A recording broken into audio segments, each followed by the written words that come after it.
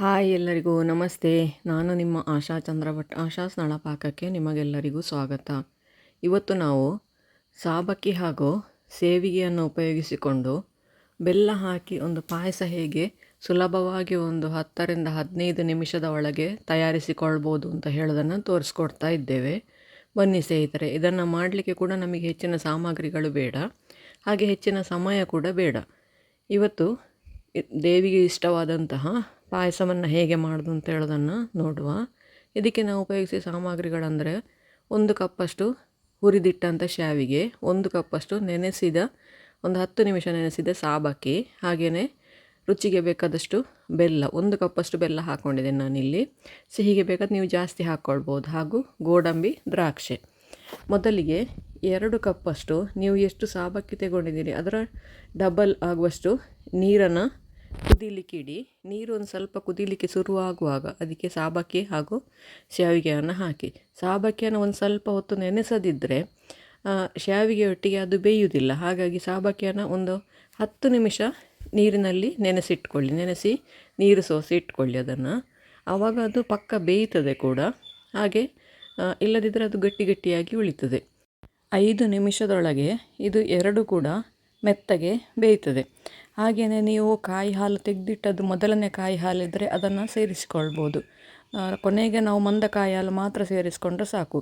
ನೀರು ನೋಡಿಕೊಂಡು ಹಾಕಿ, ಕೆಲವೊಮ್ಮೆ ಜಾಸ್ತಿ ಬೇಕಾಗ್ತದೆ, ಆವಾಗ ಇನ್ನೊಂದು ಲೋಟ ನೀರು ಆ್ಯಡ್ ಮಾಡಿಕೊಳ್ಬೋದು.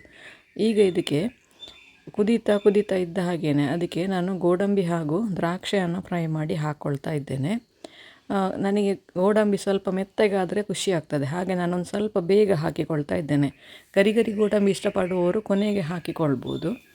ಈ ಹಂತದಲ್ಲಿ ಇದಕ್ಕೆ ಬೆಂದಿದೆ ಅಂತೇಳಿ, 2 ಕೂಡ ಬೆಂದಿದೆ ಅಂತೇಳಿ ಕನ್ಫರ್ಮ್ ಆದ ನಂತರ ಅದಕ್ಕೆ ಬೆಲ್ಲ ಹಾಕಿ. ಬೆಲ್ಲ ನಿಮ್ಮ ಸಿಹಿಗನುಸಾರವಾಗಿ ಹಾಕಿ.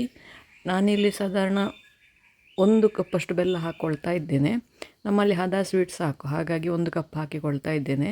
ತುಂಬ ಸ್ವೀಟ್ ಇಷ್ಟಪಡುವವರು 2 ಕಪ್ ಹಾಕಿಕೊಳ್ಬೋದು. ಅಂದರೆ ನೀವು ಎಷ್ಟು ಪ್ರಮಾಣದ ಸಾಬಕ್ಕಿ ಹಾಗೂ ಶಾವಿಗೆ ಹಾಕ್ಕೊಂಡಿದ್ದೀರಿ ಅದರ ಡಬಲ್ ಬೆಲ್ಲ ಹಾಕ್ಕೊಳ್ಬೇಕು, ಸ್ವೀಟ್ ಜಾಸ್ತಿ ಇಷ್ಟಪಡುವವರು.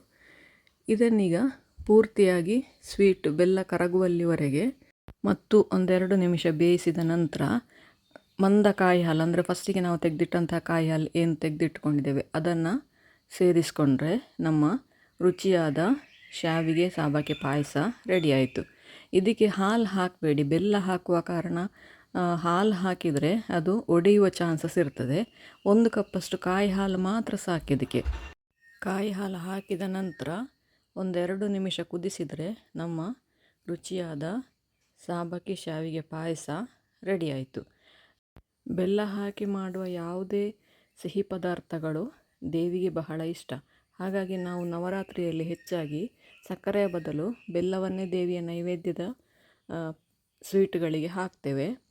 ಈಗ ಇದಕ್ಕೆ ಒಂದು ಸ್ವಲ್ಪ ಕೊನೆಯಲ್ಲಿ ಜಾಕಾಯಿ ಅಥವಾ ಏಲಕ್ಕಿ, ಇಲ್ಲ 2 ಕೂಡ ಸ್ವಲ್ಪ ಹಾಕಿಕೊಳ್ಬೋದು. ನಾನು 2 ಕೂಡ ಒಂದು ಸ್ವಲ್ಪ ಹಾಕಿಕೊಂಡೆ.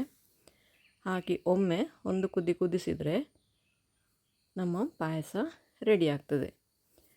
ಹಬ್ಬದ ದಿನಗಳಲ್ಲಿ ತುಂಬ ಹೊತ್ತು ಕೆಲಸ ಮಾಡಲಿಕ್ಕೆ ನಮಗೆ ಟೈಮ್ ಇರೋದಿಲ್ಲ. ಆದ್ದರಿಂದ ಇಂತಹ ಕ್ವಿಕ್ ರೆಸಿಪಿಗಳನ್ನು ಮಾಡಲಿಕ್ಕೆ ನಮಗೆ ಗೊತ್ತಿದ್ದರೆ ಸುಲಭವಾಗಿ ಪಾಯಸವನ್ನು ಅಥವಾ ಸ್ವೀಟನ್ನು ತಯಾರಿಸಿಕೊಳ್ಬೋದು. ಜಾಸ್ತಿ ಅಂದರೆ 10ರಿಂದ 15 ನಿಮಿಷದೊಳಗೆ ಈ ಪಾಯಸವನ್ನು ನಾವು ತಯಾರಿಸಿಕೊಳ್ಬೋದು. ಇದು ಬ್ಯಾಚುಲರ್ಸ್ಗಳಿಗೆ, ಹಾಗೆಯೇ ಕೆಲಸಕ್ಕೆ ಹೋಗುವವರಿಗೆ ಎಲ್ಲರಿಗೆ ಕೂಡ ಸುಲಭವಾಗಿ ತಯಾರಿಸುವಂತಹ ಒಂದು ಪಾಯಸ. ನಿಮಗೆ ಎಷ್ಟು ತೆಳ್ಳಗೆ ಬೇಕು ಅಷ್ಟು ಕಾಯಿ ಹಾಲು ಸೇರಿಸ್ಕೊಳ್ಳಿ ಇದಕ್ಕೆ. ನೀವು ಕೂಡ ಒಮ್ಮೆ ಖಂಡಿತ ಟ್ರೈ ಮಾಡಿ ನೋಡಿ, ಹೇಗಾಯಿತು ಅಂತೇಳಿ ಕಮೆಂಟ್ ಮೂಲಕ ನನಗೆ ತಿಳಿಸಿ. ಲೈಕ್ ಕೊಟ್ಟು ಶೇರ್ ಮಾಡಿ. ನೀವು ಇನ್ನೂ ನಮ್ಮ ಚಾನಲನ್ನು ಸಬ್ಸ್ಕ್ರೈಬ್ ಮಾಡ್ಕೊಳ್ಳಿಲ್ಲ, ಸಬ್ಸ್ಕ್ರೈಬ್ ಮಾಡಿಕೊಂಡು ಪಕ್ಕದಲ್ಲೇ ಇರುವ ಬೆಲ್ ಐಕಾನನ್ನು ಒತ್ತಿ ನಮ್ಮನ್ನು ಸಪೋರ್ಟ್ ಮಾಡಿ. ಮುಂದಿನ ವಿಡಿಯೋದಲ್ಲಿ ಇನ್ನೊಂದು ಹೊಸ ರೆಸಿಪಿಯೊಂದಿಗೆ, ಇನ್ನೊಂದು ಹೆಲ್ದಿ ರೆಸಿಪಿಯೊಂದಿಗೆ ಪುನಃ ನಿಮ್ಮನ್ನು ಭೇಟಿಯಾಗ್ತೇನೆ.